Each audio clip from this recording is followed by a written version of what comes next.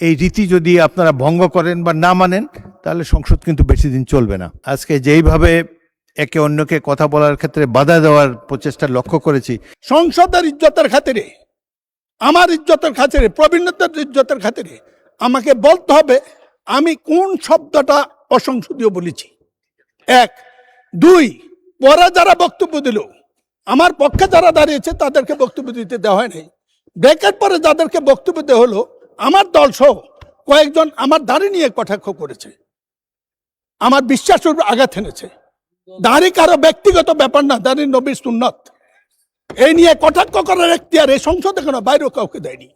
আমি বিচার চাই। মাননীয় স্পিকার, আমি নোটিশ দিয়েছি 300 দ্বারা, আমি আশা করি এটার আনুষ্ঠানিক জবাব আমি পাবো। ধন্যবাদ মাননীয় স্পিকার। মাননীয় সদস্য, এই ঘটনা যখন ঘটেছে সে সময় আমি সংসদে ছিলাম না। আমি কার্যপ্রণালী বিধি পরীক্ষা করে দেখব, সেখানে যদি অসংসদীয় কোনো কিছু থাকে, আপনাকে জানানোর মতো কোনো বিষয় থাকে, সেটি জানানো হবে। তবে মাননীয় সংসদ সদস্যবৃন্দ, আমি কিন্তু সংসদের ভবিষ্যৎ নিয়ে কিছুটা চিন্তিত। আজকে যেইভাবে একে অন্যকে কথা বলার ক্ষেত্রে বাধা দেওয়ার প্রচেষ্টা লক্ষ্য করেছি, এটি সংসদের জন্য কোনো ভালো লক্ষণ নয়। অনেক কষ্টের পর গণতন্ত্র অর্জিত হয়েছে।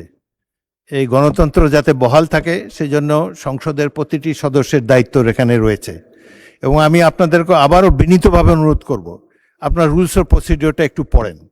স্পিকার যখন বলে প্রতিটি সদস্য নিজের আসনে বসতে হবে, এই আইন, এই রীতি যদি আপনারা ভঙ্গ করেন বা না মানেন তাহলে সংসদ কিন্তু বেশি দিন চলবে না।